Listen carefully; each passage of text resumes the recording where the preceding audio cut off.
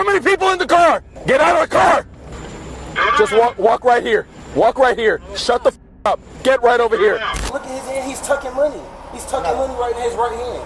Tell me how much money you have. He's tucking money. He's tucking my money. That's a problem. It's all the blue hundreds are right there behind that receipt. Thank you. All that's my money. He didn't have that. This is your money? Yes, I heard him crumble it up. Thank you. Give you the professional courtesy. I gave it to you. No. We tried to give you. I gave it to you. Okay. You got to help us out too, being a police officer. These were different moments when bad cops get checked by good cops. Starting with a case of a cop who caught red-handed with the green.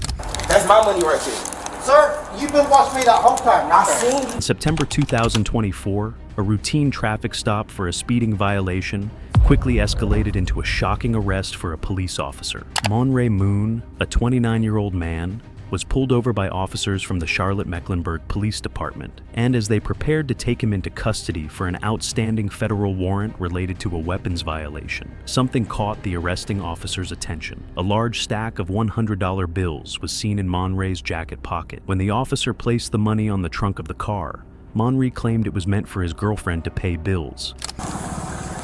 Good. Hey, I clocked in at 68, okay? That's why I'm stopping you. Yeah, do you have your lights on you?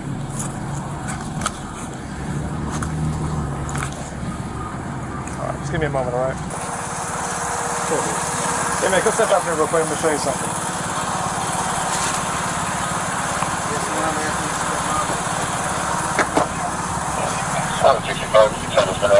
Sir, come on, step back here. Go ahead and place that call. Put your phone on the top of it. What am I doing? I'm explaining everything to you. That's why I'm having you out. Okay? So you are under arrest at this time. You have a warrant out for your arrest. A warrant for what? I'm going to show it to you in a moment, okay? Is this your car? It's my girlfriend's car. Your girlfriend's car. Can he drive it, the guy that's in the passenger seat? Yes, sir. Okay.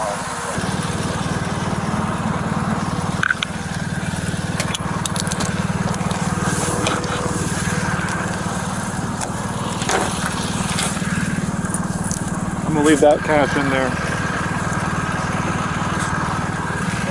What is that? That's not mine. I ain't seen that. I've never seen that in my life. What are you doing on my property? I'm going to roll the window down and tell you what you're in here for.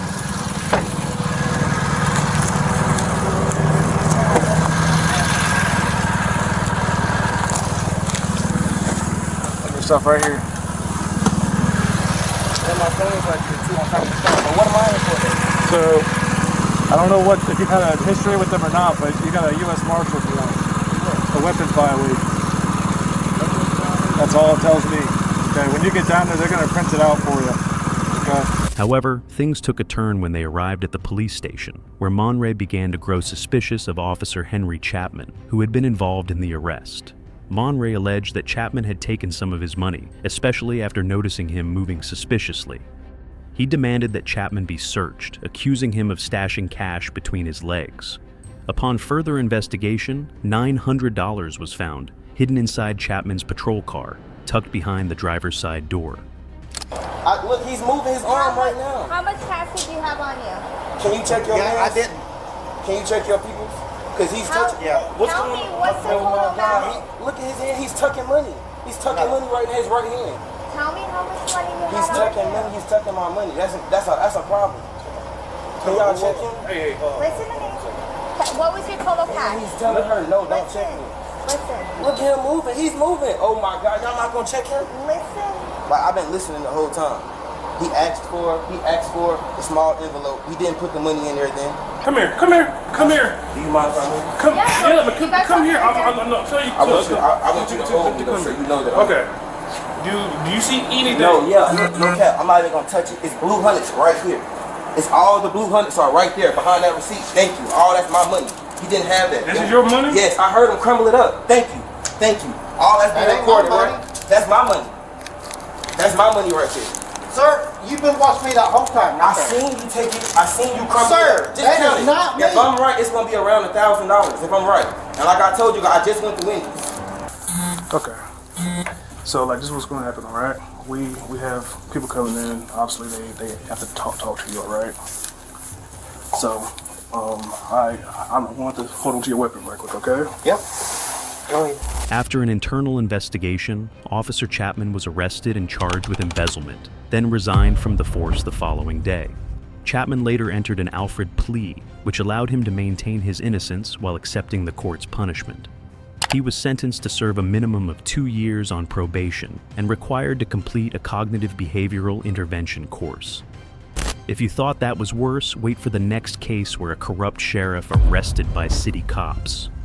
On March 22, 2020, in Espanola, New Mexico, police surrounded the home of Philip Chacon, a suspect in a stabbing incident. As officers tried to get him to surrender, Rio Arriba County Sheriff James Lujan unexpectedly showed up in plain clothes. Rather than assisting, Lujan tried to interfere, demanding the officers stand down and claiming he would handle the situation himself. His odd behavior, coupled with the smell of alcohol on his breath, raised red flags. You're in charge? Yes. Pull your people back. I'll bring them in. Bring who in? Phil Chacon? That's who you have a warrant for? Right. Pull everybody out. I'll bring them in. I don't want to pull them out. Huh? I don't want to pull them back. Excuse me? I'm not asking. I'm telling you. I will bring him in. Okay? We don't need to make this bigger than what it is. Hey, the sheriff just pulled in, and he's asking us to pull back, and he'll pull him in. But he's been drinking. I can smell it on him. We're gonna need somebody. Huh? Yeah. Okay, we need to pull somebody over here, somebody above me, because he's already pushing his weight around with me. So. Okay. We're not pulling back. Hi. I'm waiting for. I told Jeremy. Jeremy's calling Command 1 now. But do you smell it, or am I the only one who smells it? Yeah, please do something about it. Okay. Right? Despite his interference, Chacon surrendered peacefully. In the days that followed, suspicions grew. It was discovered that Sheriff Lujan had been in direct communication with Chacon during the standoff. In response, the Espanola Police Department obtained search warrants for both Lujan's personal and department-issued phones. When officers attempted to serve the warrant at the sheriff's office on May 14th, Lujan stalled compliance, tried to hand off the phones to his undersheriff, and insisted on speaking with a lawyer first. Eventually, the officers obtained the phones, but it turned out Lujan had surrendered devices that weren't used during the Chacon communication. Hey, Undersheriff, how are you? Good, yeah. Good. Is James here? The sheriff? We just need to speak with him. Hold on.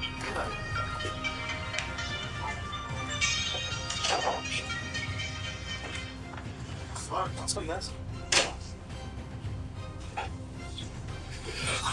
Well, sir. You want to do it there? Yeah, what? It's not a couple of seconds. Three cell phones. So, one on your personal cell phone, and one on your your contacts. You want it?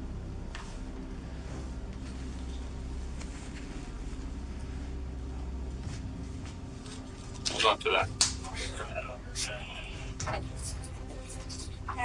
This was filed today? You have your phone? Call Nate. Casados is not. Is this for which case? What case is this? So that is in reference to stemming from the original charges. Which one? The misdemeanor? So that one. You got a search warrant on a misdemeanor. Are you going to comply, yes or no? That's all I want. I want the phones. That's it. I told you. You have your search warrant says to search me for personal phones? He has the phones. He already told me he has the phones. Okay. That's not what the search warrant says, does it? Okay, so you want us to lock down the sheriff's office? Go ahead and call them back.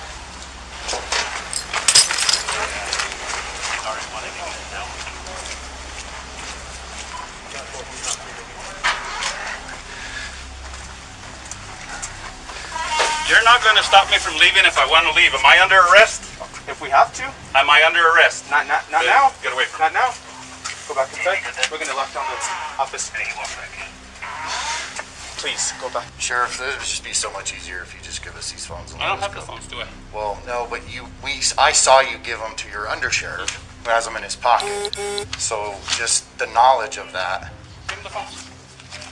This is all harassment and retaliation because I told the city council that you shouldn't be the chief. That's what it is. Think whatever you want. I don't think, I know. Okay. That's exactly what it is. Go ahead and give it to him. As a result, on May 21st, an arrest warrant was issued. Sheriff Lujan was taken into custody and also charged with resisting arrest during the encounter. His deputies' refusal to enforce the law, instead showing unwavering loyalty, exposed the alarming internal culture of protectionism within the department. But hold on your seats because this next case is more shocking than the others.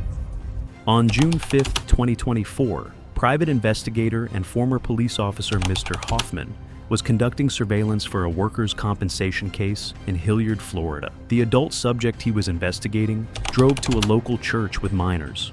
Initially, Hoffman observed from a grocery store parking lot, but moved closer when activities began outside. After church members asked him to leave, he complied and returned to his original spot. However, someone from the church called 911, accusing him of filming children. When officers arrived, they confronted Hoffman, questioning his presence. Hoffman identified himself as a licensed investigator, but was told he should have notified the sheriff's office before conducting surveillance. You got to bear with me. I'm on surveillance, so I'm going to be paying attention to that direction and not so much that direction. What's going on, brother? What's going on, man? Hey, we're getting phone calls that you're with binoculars watching kids. Yeah. Why? I'm working. Working what? I'm not watching kids. Okay, what are you doing then? I'm an investigator. All right, did you call the sheriff's office to say that? No. You're supposed to do that. You got some ID on you, brother? And you're in the middle of the parking lot, not even in a parking space. This is private property.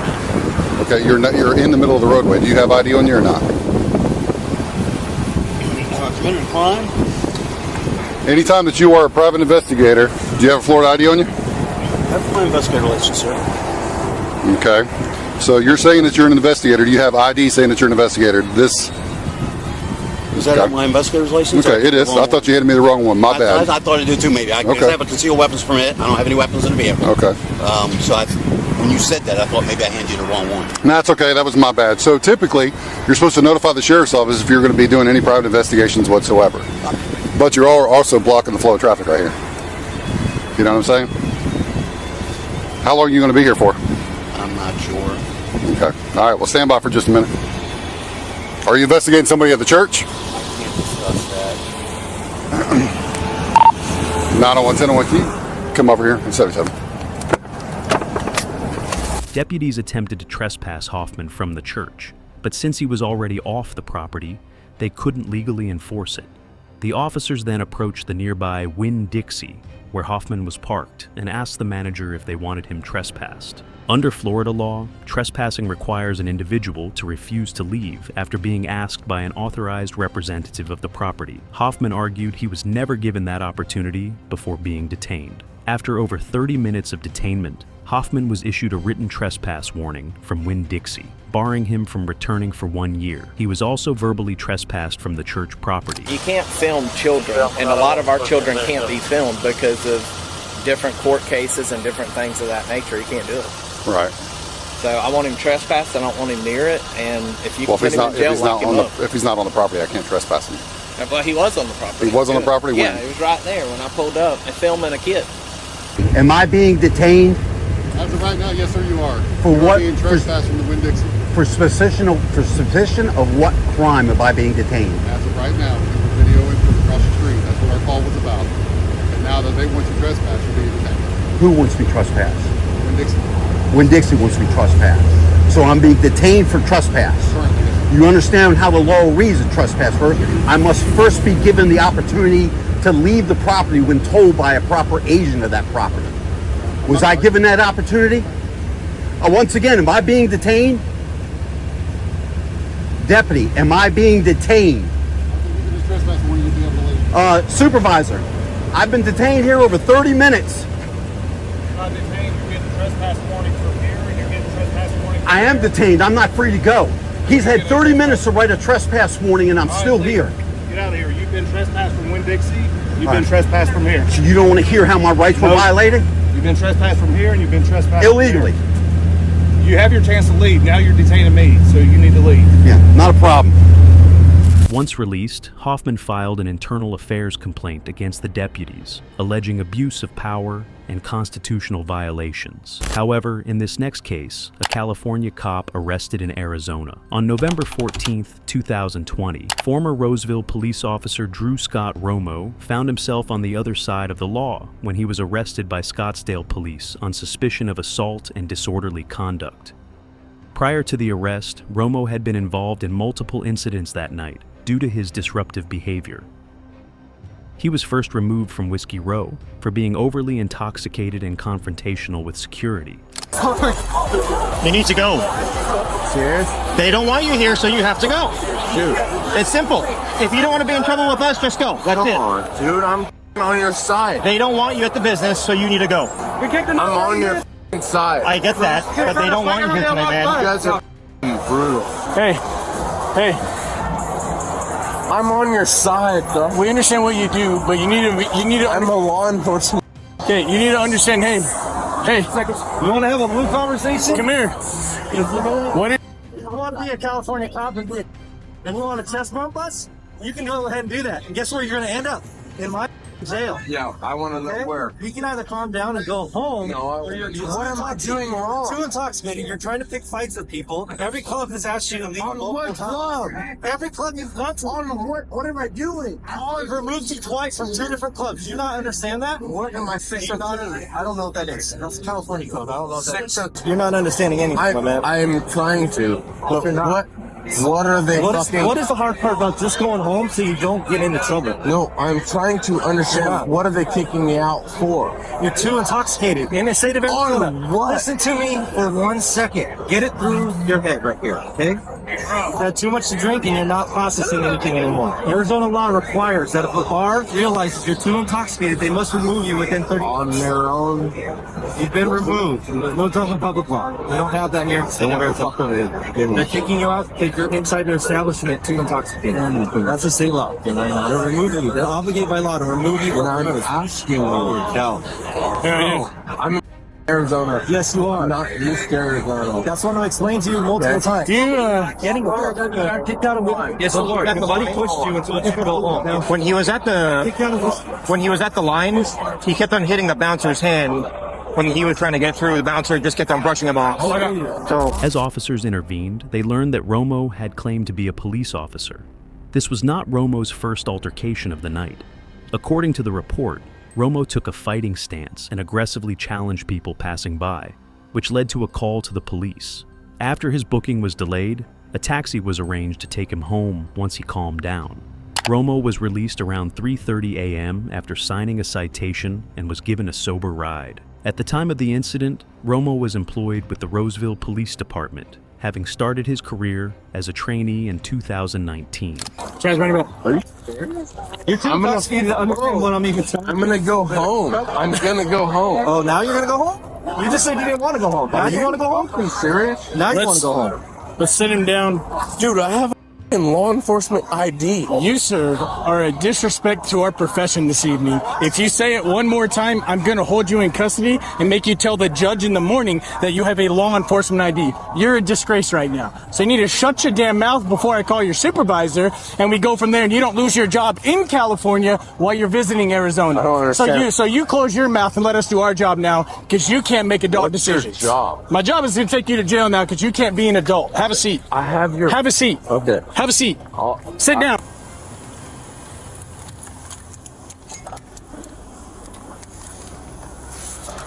Hey, come on, man. Where am I going? You get the job.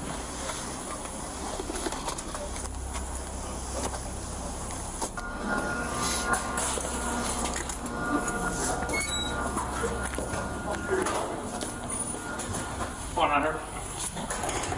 He was terminated 4 days after the arrest, with the department emphasizing their commitment to high standards for all employees. Romo was charged with assault and disorderly conduct, but the assault charge was dropped. On March 23, 2021, he pleaded guilty to disorderly conduct and was fined $650. Romo later transitioned to work as the assistant director at a church in Rocklin, California. But wait for this next case where a drunk off-duty cop flees police at 100 miles per hour. On June 12, 2022, Miami-Dade police officer Donovan William Rojas was arrested in Monroe County after leading deputies on a high-speed chase. Deputies attempted to pull him over by activating their lights and sirens, but Rojas refused to stop and instead accelerated, reaching speeds over 110 miles per hour.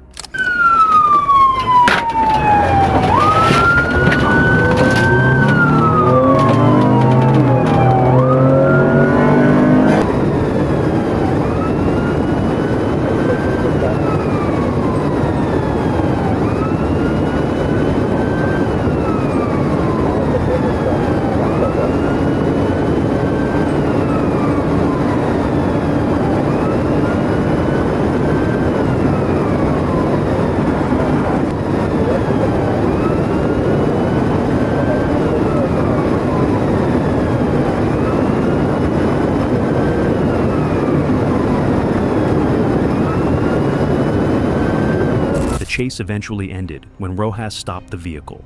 Deputies, concerned for their safety, drew their weapons as they approached the car. Rojas then identified himself as a Miami-Dade police officer and claimed the Chrysler 300 was his unmarked police car.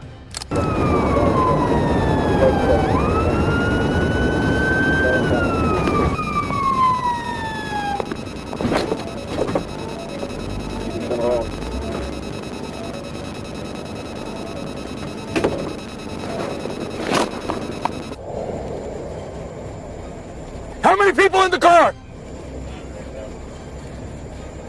Get out of the car! Get out of the f***ing car! Get out of the car right now.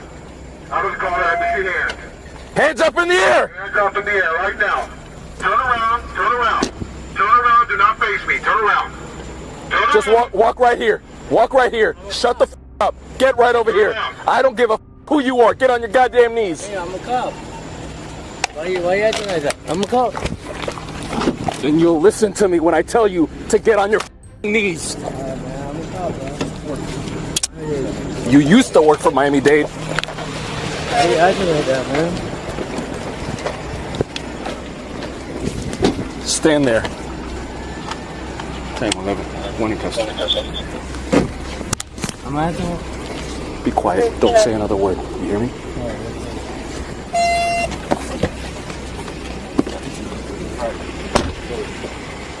Everything's cool, Sarge. Meltdowns? Of course. Of course. We gotta check this car first. There's guns, radios, and all kinds of shit. What's up, man? What's going on, man? I haven't seen you in a bit. Yeah, every once in a while I get stuck on that. 10, 11. Release the air. Firearms, radios.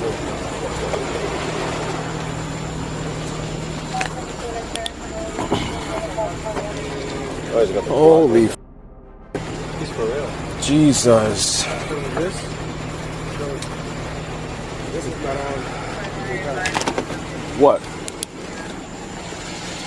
Sarge, I can't see it. Well, that wasn't on when he passed me. No, he's not on. No, he's drunk. Did you turn that? Did you turn that on, or it was on? No, it was on right there. On, but the visor's up. Son of a. That is. Let's find out who's let's find out who his supervisor is. And Miranda's gonna do what we gotta do. What?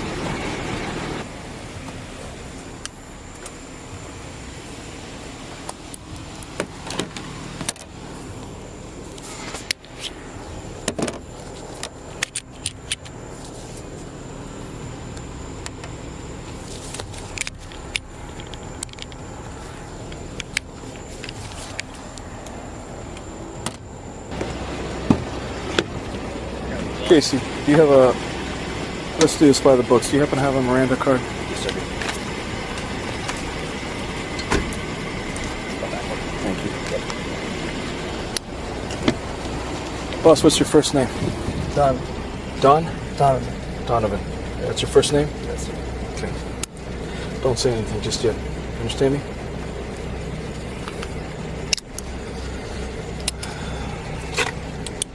You know how this goes. Okay, I don't want it. Be quiet. Before I ask you any questions, you must understand your rights. Yes. Is this an agency vehicle?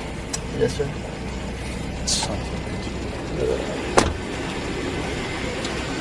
This is his agency car. Huh? This is his agency car. What's the tag come back to?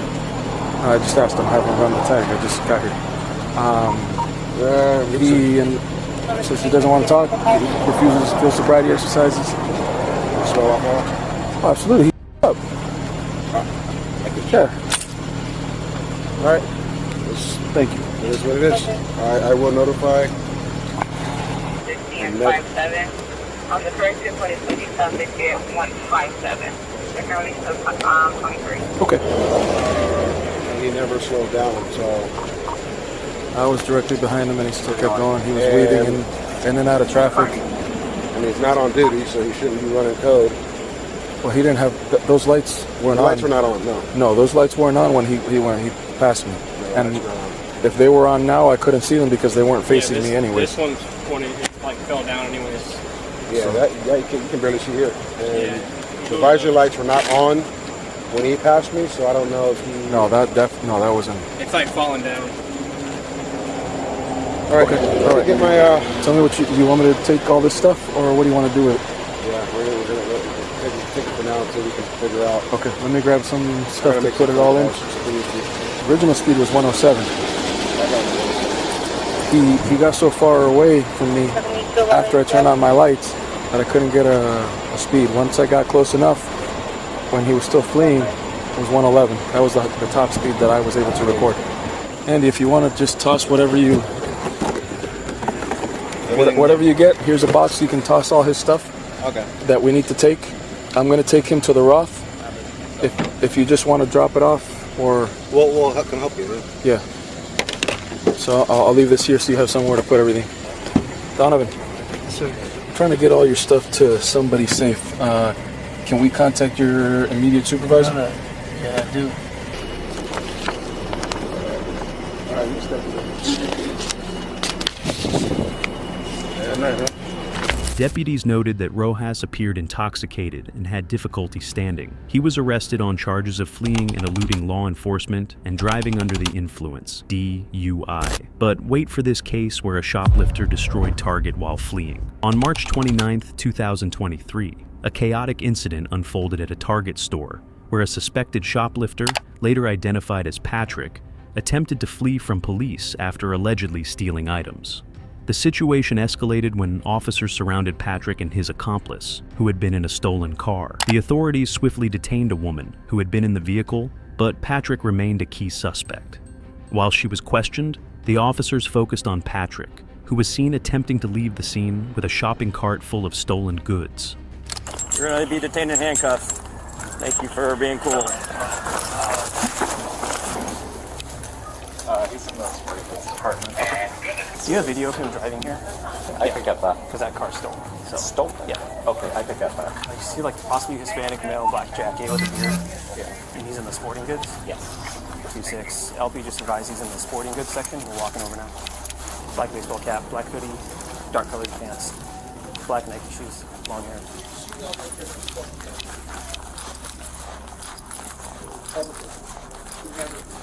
Hey man, you're not free to leave.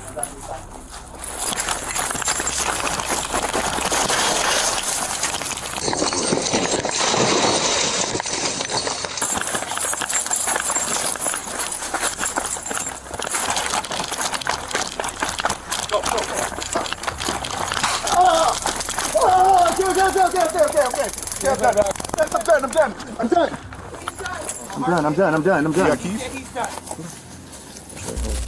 Patrick explained that he had been watching while his accomplice stole items, but the police suspected otherwise, based on the stolen vehicle and his actions inside the store.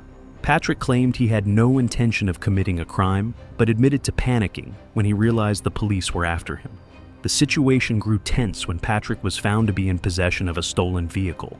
As police investigated further, they found that the vehicle had been reported as stolen, and Patrick's story began to unravel.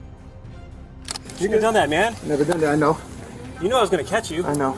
So why'd you run I from seen me? you tonight. His hat, by the way. You have any weapons on you, Copeton? You got a weapon on you? I have one designed for We have fire for Tuesday. I'm gonna turn you to your side, okay? Yes, sir. Okay, so this vehicle here is reported as a stolen vehicle.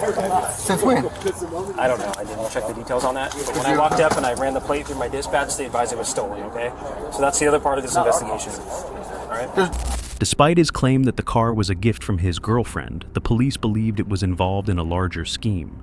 Patrick's was charged with obstruction, tampering with an investigation, and possession of stolen property. If you enjoyed this video, subscribe to our channel and hit that bell icon for more interesting videos like this.